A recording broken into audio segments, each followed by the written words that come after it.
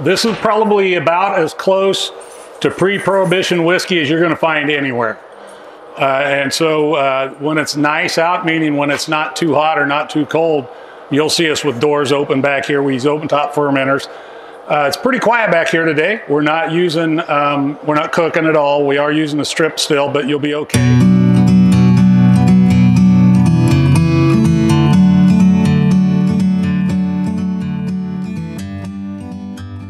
Before distilleries became destinations, they were simply places of production, factories churning out whiskey for a thirsty nation. There were no gift shops, no tastings, and certainly no Instagram-worthy moments.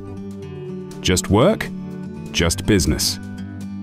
If you came out here for a tour when I first came here, you'd go up to that little building across the street and you'd knock on the door and the guy would come to the door and say, "What do you want?" You'd say, "I'd like to see your distillery." And at that point in time, we'd walk you across the street, throw the front doors open and say, "There it is." And you would say, "Sure is, thank you, get back in your car and leave."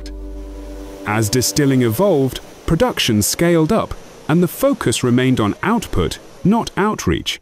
Whiskey making was an industry, not an experience. One man, however, saw things differently.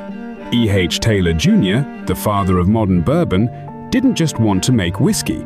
He wanted to create an experience. E.H. Taylor was a pure whiskey enthusiast in a time when there were a lot of whiskey rectifiers or whiskey blenders. And when he went over to Europe in the 1860s, something he noticed is that nobody over there was consuming any American whiskey because they didn't view it as having a worthwhile reputation. So when he returned back home and started his career here in Kentucky, he was on a mission the entire time to elevate the reputation of American whiskey. Taylor went even further, leveraging his influence to bring people to his distillery.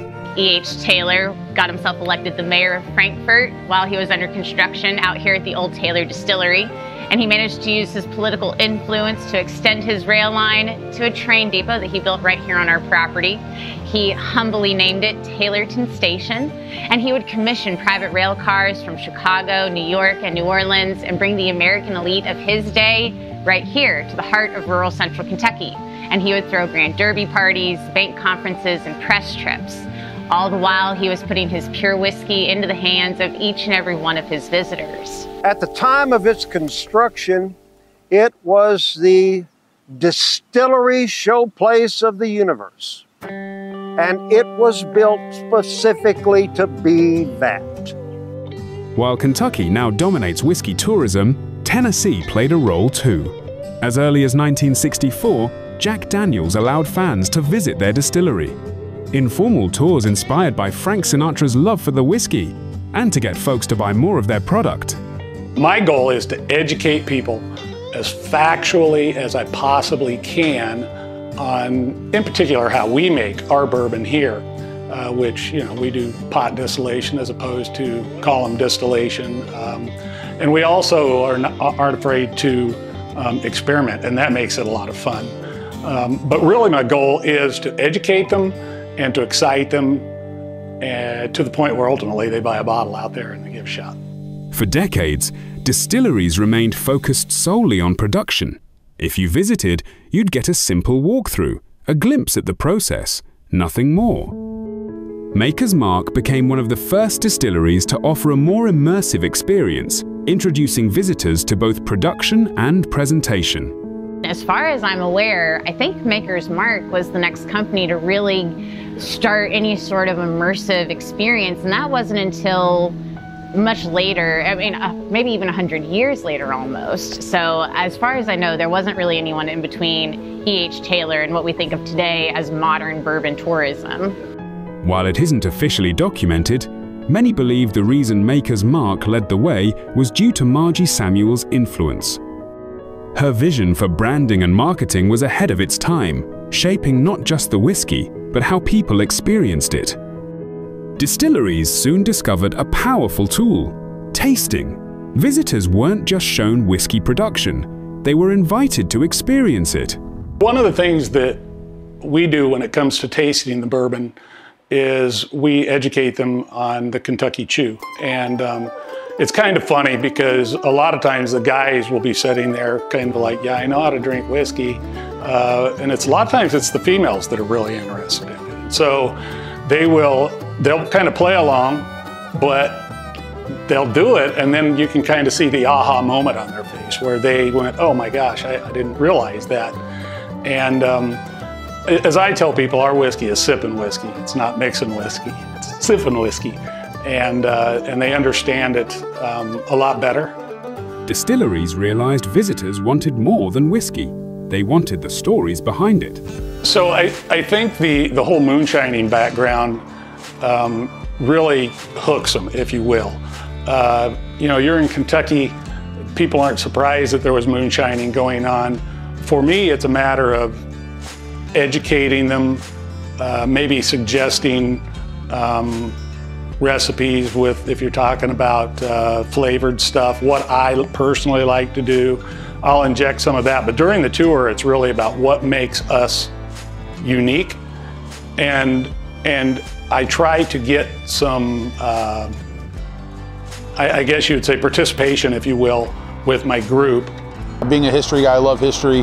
And so my first step in a distillery, they started talking about the history of the distillery and just caught my eye. And I just fell in love with it. And that's kind of where I'm at now, is just as much history about the state of Kentucky, about bourbon, about the distilleries themselves. That's kind of what drives me to continue to do what I do. History plays a massive role in bourbon tourism today. Some of the most popular experiences take place at old distilleries revived for modern visitors. Glens Creek and Castle and Key have made their homes at historic distillery sites, giving visitors a glimpse into bourbon's past while producing whiskey for the future. So what we're going to do is take a little walk here on the Old Crow Distillery property. We don't do this very often. This was an industrial facility, so it was not built for tourism. And what's here is in a state of dilapidated glory.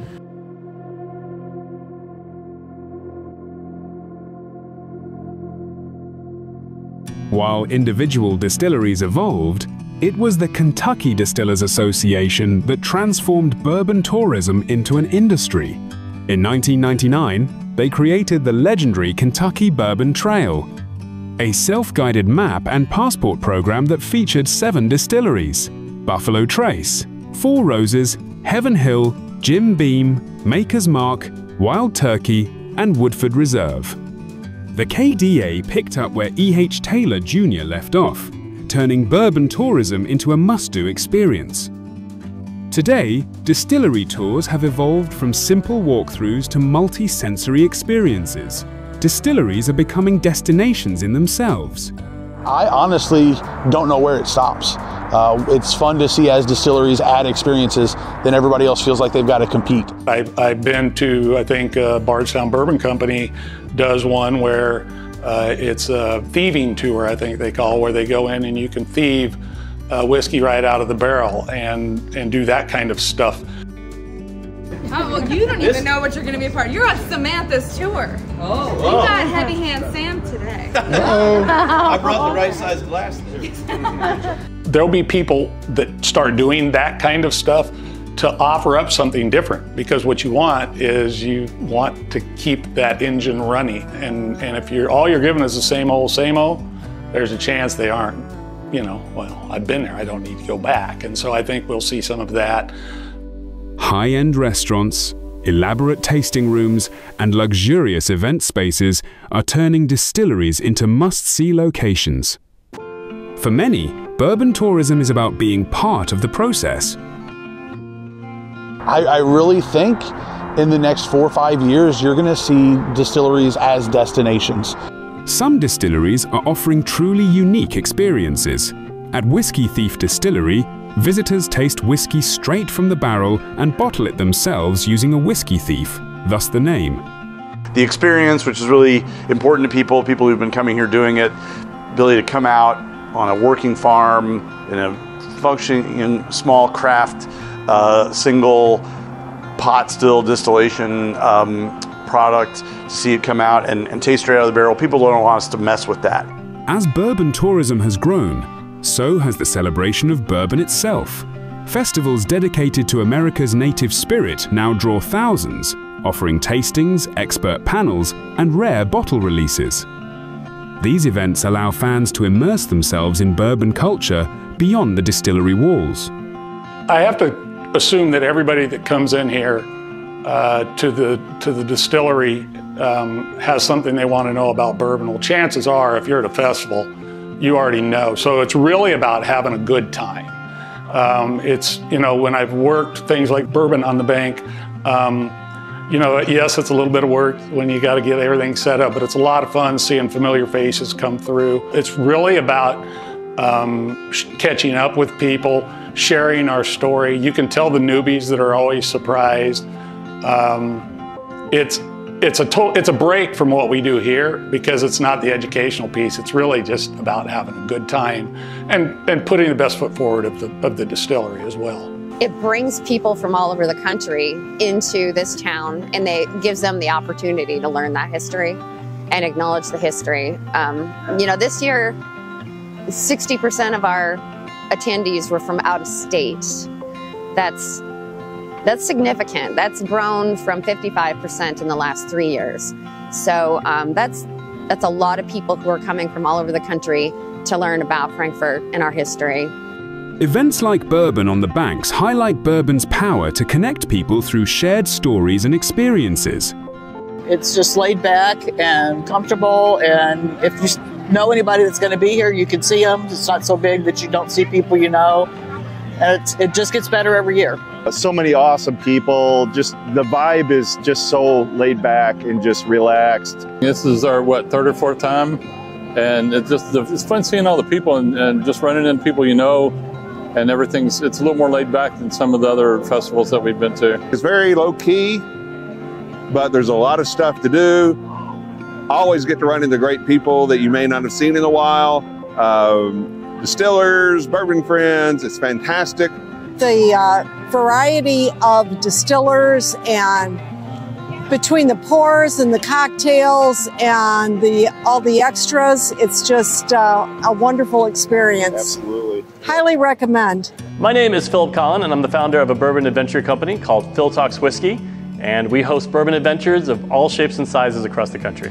I love the history of all things whiskey culture. I love the lore and the legends and the larger-than-life figures. I love the business side, the multinational companies that run it, the small independent distilleries, the process of making the science. But if there's one thing I love more about the bourbon industry than anything else, it's the people. In terms of the type of visitors that we get, it's probably one of the coolest things ever, and is that we see people from all over the world, literally all over the world.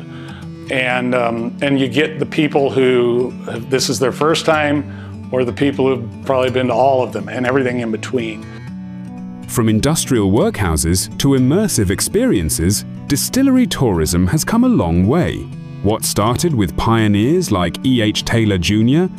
and early trailblazers like Margie Samuels, and the folks at the Jack Daniel's Distillery has evolved into a booming industry, one that blends history, craftsmanship, and storytelling. When I first came out here, I thought the building and everything else was so cool because it is Spanish mission architectural styling that it would be a great place to turn into something, like a destination. Now, I'm not living off what's already happened and saying I had that thought years ago, but I did. Honestly, I think the future is yet to be determined. I think the future is in the hands of the next generation. It's been proven that this is a money-making industry, but it's going to have to evolve as people grow and change. I've said before that, you know, this seems like we're on the top side of a bubble. I don't know whether we are or whether we aren't. As a bourbon drinker, I hope we are, because some stuff will be a lot easier to find. But you know, we'll find out who's really serious about making whiskey too. But I think the tourism part, I think it's here to stay. I don't think you can take that away once you've given it to them. As bourbon tourism continues to evolve, one thing remains certain. Whether you're pulling whiskey from a barrel, bottling your own bourbon, or sampling your favorite spirits at a festival, it's no longer just about what's in the glass. It's about the journey, the experience, and the stories that make each sip something truly special. Now these barrels were full when we put them out here. Right. But what happens is that new barrel, well, before the angel is the devil. The devil's cut comes first. And when we put it out here in the first few months, we'll lose about 7% to the devil. And then every year that it stays out here, we're going to lose about 4% to the angels, what we call the angel share. So if you would have been here this morning and we opened up that door, it would be like glorious, right? It would also been explosive, at least could have if there was a spark. So that's why we want air in here to circulate through here. But it just smells glorious when you open it up in the morning. Yeah, it smells good already. Believe it or not, even on the hot summer days in here, it's pretty doggone nice.